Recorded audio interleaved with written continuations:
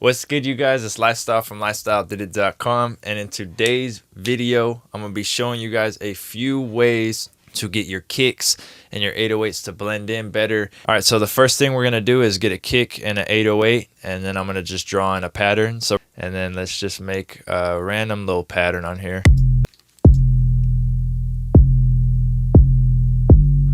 This is going to be the easiest way that you can get it to not to clash. And then we're going to go a step further. And then the best step, something I like doing a lot, something that's a little more intricate, a little more advanced. But the first one that you could try is just easily going in here, hitting Control A and pitching your kick up.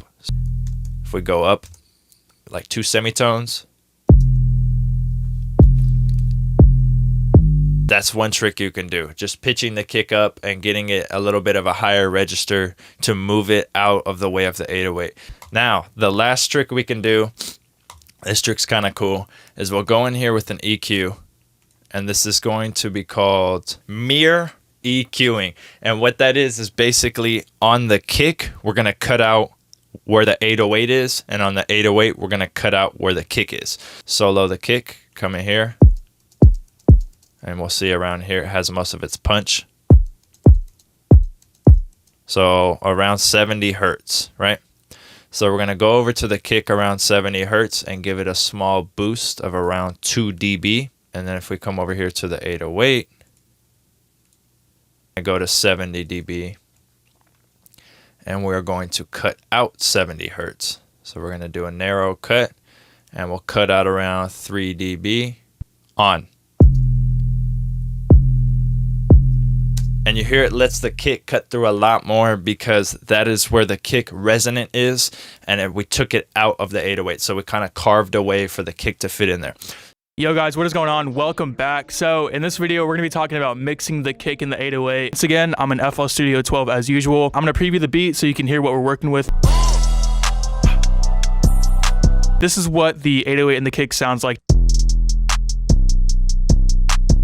The first step that we're going to do right now is open up an EQ. The first thing that I do when I open up a kick is I will open up the EQ, and then we're going to scrape out some of this low end down here because this is what tends to clash with the 808. We don't want to hear these super low frequencies, so just by taking them out of the kick is going to help us out a lot because we're not going to hear those clashing frequencies.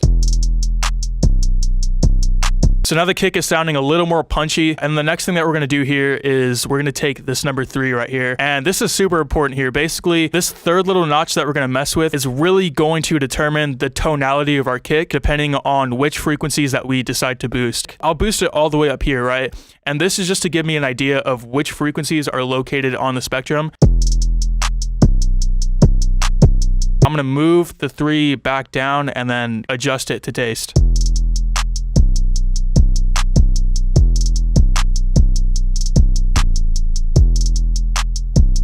You want the kick to be like smashing against the hi-hat track. Usually when you make a change to the kick, you're going to have to compensate for that change in the 808. So we're going to do the same thing and open up another EQ, and this is going to be on the 808. Again, we're going to scrape out these lower end frequencies.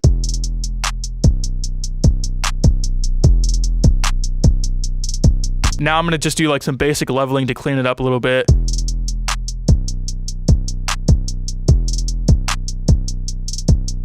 Right about there is sounding good. What's going on, you guys? It's boy Devon Terrell, the living weirdo, and in this next video I am going to show you how I blend my drums together and bring them into the mix with the vocals that we've already mixed.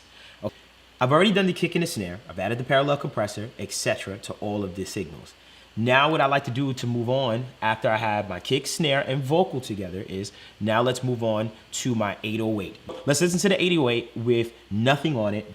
Listen close.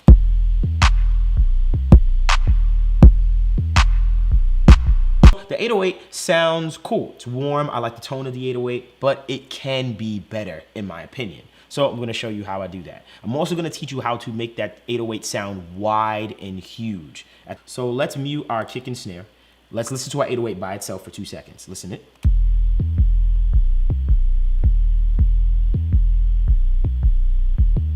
I mono out, that I mono, make sure that my kick is in mono as much as possible. And this is how I achieve it. For this particular one, you can use any stereo widening plugin, but I happen to use this isotope plugin, the Imager. And what I did was I just took this right here and I brought it way down. And that's basically giving me the mono signal. So before and after, I'll pop it back and forth. Without.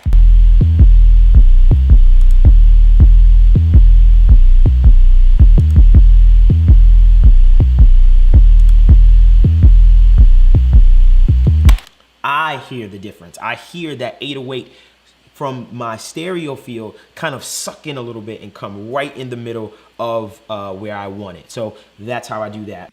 I'm Reed Stefan, Realist Puppet in the game. Today, we're talking about how to have a knock-in kick and 808 at the same time.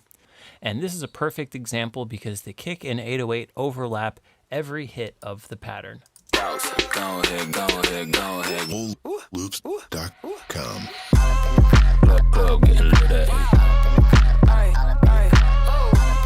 My very first go-to method is within the sampler for your 808, and it's as simple as just grabbing the attack and creating a few milliseconds of space for your kick drum to happen. Since this kick drum from Urban Beats 3 is a short sample, I'm just using it for the knock, and once we create this space, our sub kind of sounds like this. It has a little bit of a kick to it, but I didn't think it was enough of a kick. And let's just finesse this attack a little bit to find that sweet spot. Now that's pretty knock-in already, but we're actually going to take it just a step further. So I'm going to grab both these tracks and freeze them. Oh, I guess since this one is controlling my side chain, what I'm going to do is duplicate it and then just freeze the duplicate. And then now that they're frozen, flatten. And to do this correctly, you're going to need to do it as audio. So you're going to want to wait until you have finished your production and are ready to flatten your song to stems as if you're going to send it off to be mixed. But really, this is something that you can do yourself. I'm Reed Stefan. How to mix your kick and sub together. We're going to be taking this drum loop and cleaning it up. Starting with the biggest problem I hear about this is the sub is lacking harmonics. And beast of a free plugin, the Camel Crusher, sounds amazing for this. Pretty much just use it like this all the time. Maybe a little bit less distortion.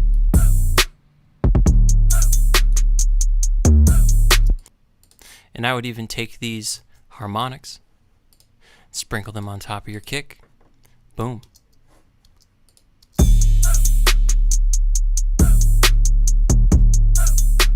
Right off the bat, we are already bumping. Yo, what's up? This is Metro Boomin. I'm in my studio right now in Los Angeles, and I'm gonna show you on my Razor Blade how I tune my 808s and lay my bass lines out. First, before I start, I wanna talk about how important it is keeping your 808s in certain keys. Of course, you can have them in whatever key you want, but the 808 is basically, it's an instrument itself. So here's my 808.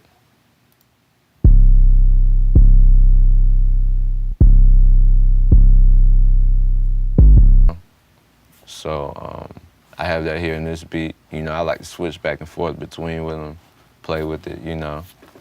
I'll play you what I got for the bass line on this one.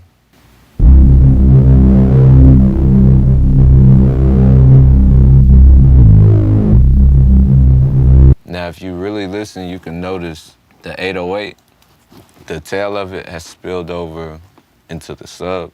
It doesn't really start on point.